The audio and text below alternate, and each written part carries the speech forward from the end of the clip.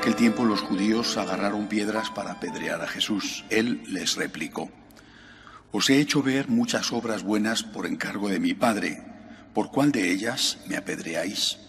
Los judíos le contestaron: no te apedreamos por una obra buena, sino por una blasfemia, porque tú, siendo hombre, te haces Dios. Jesús les replicó: ¿no está escrito en vuestra ley, yo os digo, sois dioses? Si la Escritura llama dioses a aquellos a quienes vino la palabra de Dios, y no puede fallar la Escritura, a quien el Padre consagró y envió al mundo, decís vosotros blasfemas, porque ha dicho, soy hijo de Dios. Si no hago las obras de mi Padre, no me creáis. Pero si las hago, aunque no me creáis a mí, creed a las obras, para que comprendáis y sepáis que el Padre está en mí y yo en el Padre. Intentaron de nuevo detenerlo, pero se les escabulló de las manos. Se marchó de nuevo al otro lado del Jordán, al lugar donde antes había bautizado Juan, y se quedó allí. Muchos acudieron a él y decían: Juan no hizo ningún signo, pero todo lo que Juan dijo de éste era verdad. Y muchos creyeron en él allí. Palabra del Señor.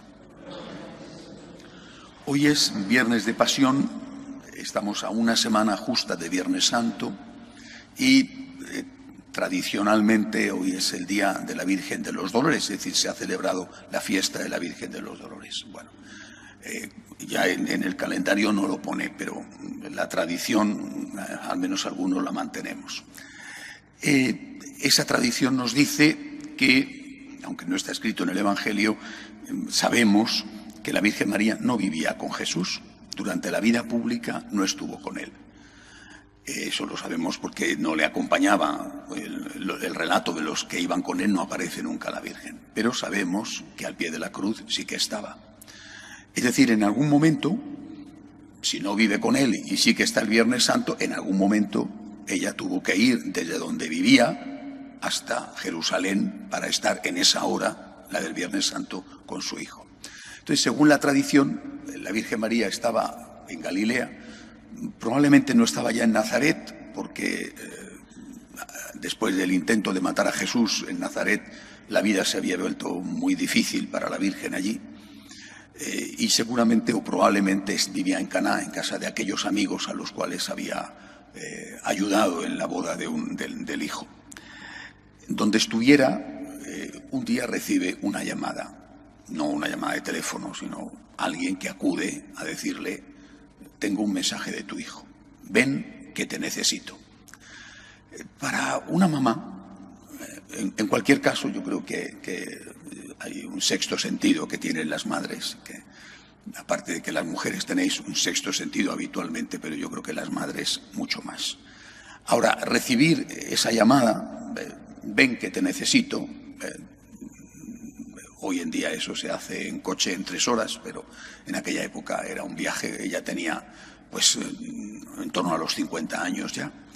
Es decir, no era fácil emprender un camino, no era fácil, no era una cosa que no que es que fuera un riesgo de muerte, pero era pesadito y siempre había un riesgo en aquella época. Algo muy grave tenía que pasar para que su hijo, que no le había pedido en 3 años que estuviera a su lado, en cambio, en ese momento la hiciera llamar. Y repito, una madre tiene un sexto sentido y estoy seguro de que ella intuyó.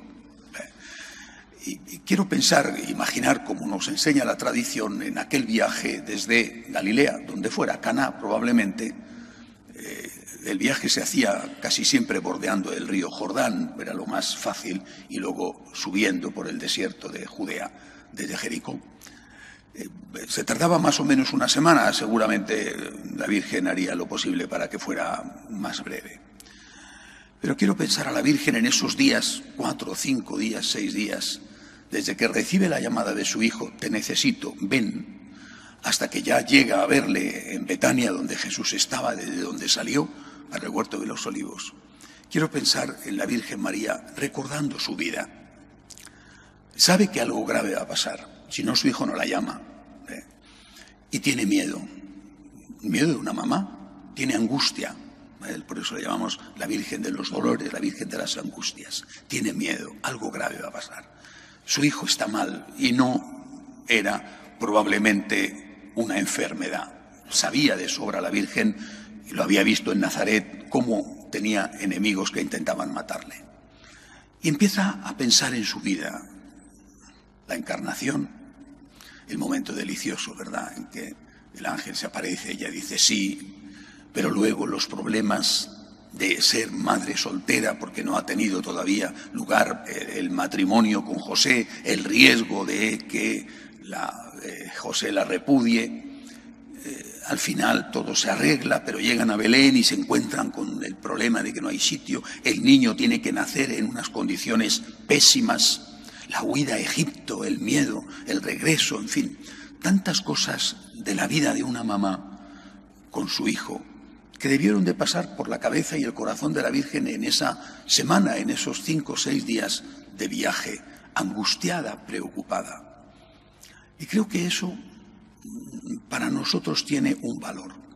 Para mí María, la Virgen que va en busca del Hijo, va en busca de cómo ayudar a su Hijo. Eso es lo que ella busca. ¿Qué puedo hacer por mi Hijo? Es decir, no está pensando en ella, no está pensando en su propio dolor, está pensando en el Hijo y en cómo puede aliviar, ayudar, ser útil al Hijo en un momento que ella intuye que es el final. Seguro recordó aquellas frases de Simeón cuando presentaron al niño en el templo. A ti, María, una espada de dolor te atravesará el alma. Y ella sabe que ha llegado la hora. ¿Y por qué esto es importante? Porque yo veo que muchas veces, por ejemplo, cuando falta un ser querido, a veces te da la sensación de que hay más dolor por uno mismo que por el otro. ¿Qué voy a hacer ahora yo sin esta persona? ¿Qué va a ser de mí ahora? ¿Qué desgraciado soy que he perdido a la esposa, el marido, el hijo? La Virgen María no vive pendiente de ella, no está diciendo, ¡ay, qué desgraciada soy! Voy a perder a mi hijo único. Compadecedme. Va corriendo, y corriendo me refiero no andando, sino en el borriquillo o en la caravana en la que hizo el viaje, pensando en su hijo, nunca pensando en ella. Creo que este es el gran ejemplo de María para nosotros. En lugar de pensar en nuestras heridas, ¿por qué no pensamos en las heridas del otro? ¿Por qué no pensamos en que en esas heridas del otro están las heridas de Jesús? Y tenemos que ser capaces, con la ayuda de Dios, tenemos que ser capaces de olvidarnos de las nuestras para acoger las del otro, introducirnos en el problema del otro, ponernos en su piel y hacer todo lo posible por aliviar al otro. Nunca la Virgen pensó en ella. Su vida fue un vacío absoluto porque ella era una copa, era un cáliz que estaba absolutamente llena de Dios. No podía tener nada que fuera un impedimento para que Dios lo ocupara. María del Viernes de Dolores, del Viernes de Pasión, es la mamá que está viajando para consolar al hijo, para apoyar al hijo, para ayudar al hijo. No es la mujer que está quejándose de qué mala suerte tengo, fíjate, un hijo único y lo que me pasa. Es la que está diciendo, mi hijo me necesita y yo lo único que quiero es poder ser útil a mi hijo. Apliquemos esto a los que viven con nosotros. En lugar de pensar, qué mala suerte, qué desgraciado soy, los problemas que yo tengo, cómo me duele esto, cómo me duele aquello, pensemos, los que viven conmigo, ¿qué problemas tienen? ¿Cómo han pasado la noche? ¿Qué están sufriendo?